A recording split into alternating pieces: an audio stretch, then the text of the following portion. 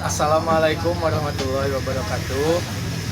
Nepangkeun nami abdi Muhammad Alif Ramadan, asal di Sukabumi, mahasiswa jurusan Bahasa Sastra Arab UIN Sunan Gunung Jati Bandung. Tujuan di dama video ieu pikeun minuhan tugas akhir mata kuliah sastra Sunda anu diampu ku Kang Usman Spendi.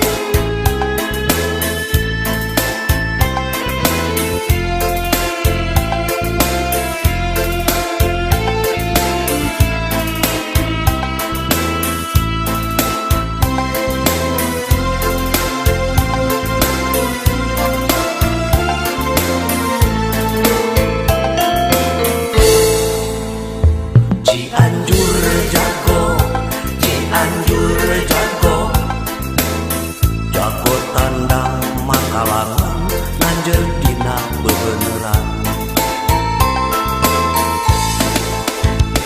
Cianjur jago, Cianjur jago, maju terus pantang mundur, tong mang tong hariwang.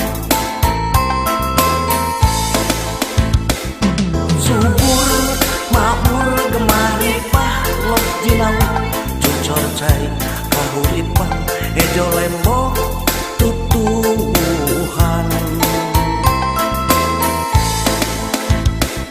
Subur makmur gemari pahlok jinawi, mama someah wargana mata betah nungumbara.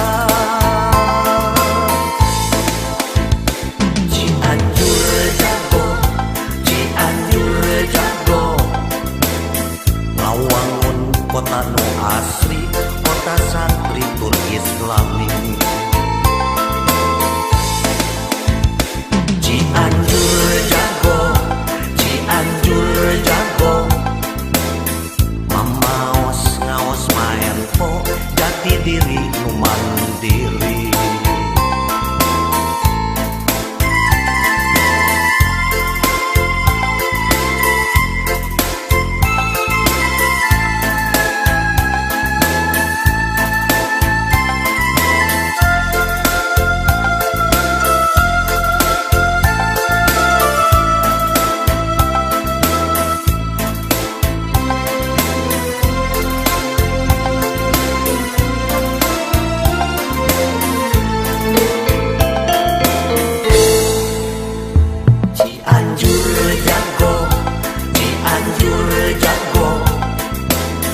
Jago tandang makalangan nanjeur dina bebeneran.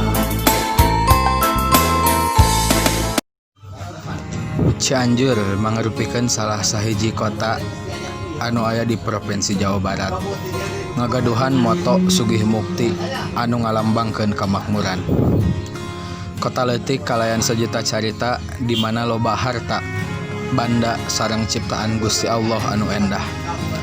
Aya seueur pisan situs warisan sejarah di Cianjur, sapertos situs megalitikum Gunung Padang, tradisi konvoy kuda kosong, sareng seueur deui warisan budaya sareng sejarah anu aya di Cianjur. Eta teh anu mantak jadi ciri ayana hiji kota. Tuangeun oge eta teh mantak jadi ciri khas kota. Salah sahiji tuangan khas Cianjur nyaeta tauco. Nami tauco dikenal ku panjuru nagara. Dugi ka aya paribasa ulah ngaku pernah ulin ka Cianjur upami anjeun teu kantos ngagalih tauco. Paribasa eta muncul kusabab nami tauco kasohor pisan. Tauco mangarupikeun salah sahiji ciri anu ngalambangkeun kamashuran nami Cianjur. Sehingga dugi ka ayeuna resep sareng rasa tauco tetap dijaga ku masyarakat, khususna masyarakat Cianjur. Tah ayeuna mah kuring bakal ngabagi tips tentang bahan sareng cara ngadamel tauco supados anjeun anu hoyong ngaraosan rasa tauco teu kedah jauh-jauh ka Cianjur. Kusabab ayeuna mah dina kaayaan pandemi Covid-19. Ngan ukur balik ka bumi sareng ngadamel tauco nyalira. Tapi tetep upami anjeun hoyong ngaraosan rasa tauco anu asli nembe sumping ka Cianjur. Satu acana kuring bakal nyaritakeun salit sejarah ayana tauco di Cianjur.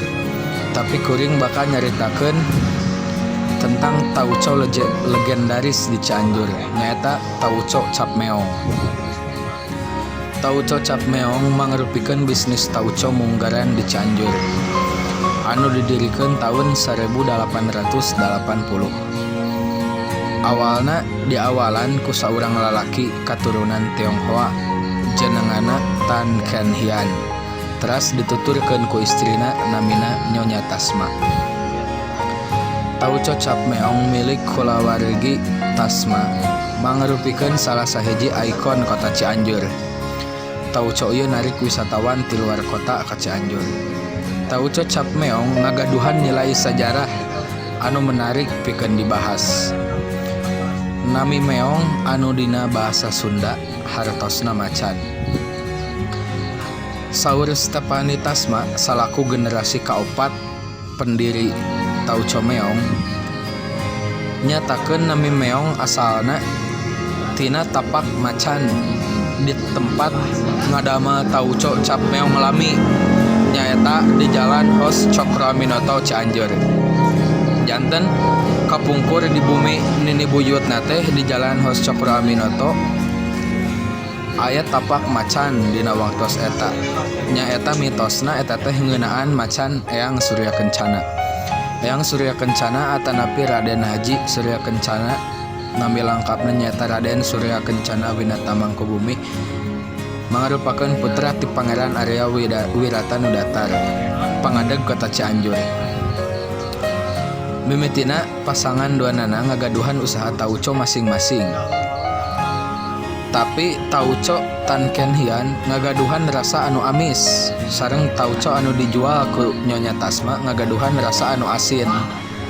Tah nyaeta rasa asin eta teh cocok sareng letah orang Sunda. Akhirna tauco Nyonya Tasma parantos ditampi dugi ka ayeuna ku keluargana sareng ku panikmat taucona. Bisnis tauco macan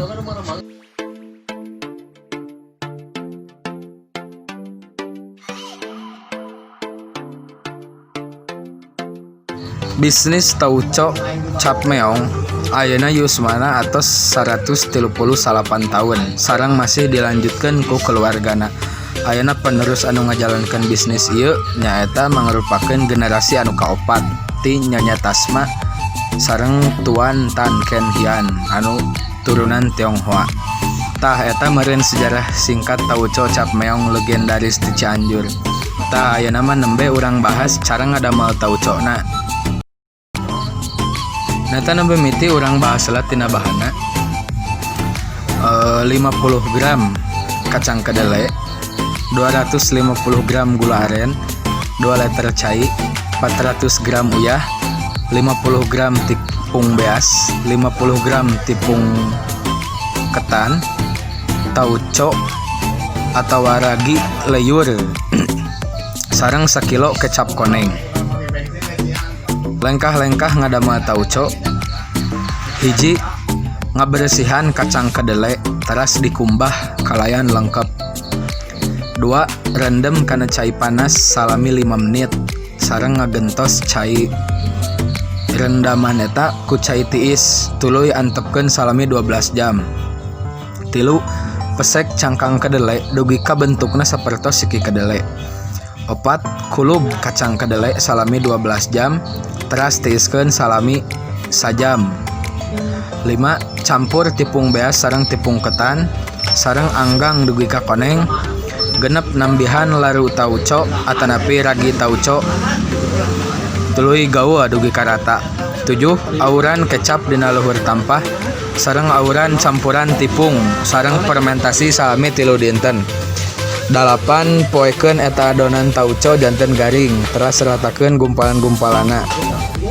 9. Tuangkeun larutan uyah teras lebetkeun campuran kecap dina wadah teras tutup sakedik sareng peram deui atanapi fermentasi deui salami 4 minggu.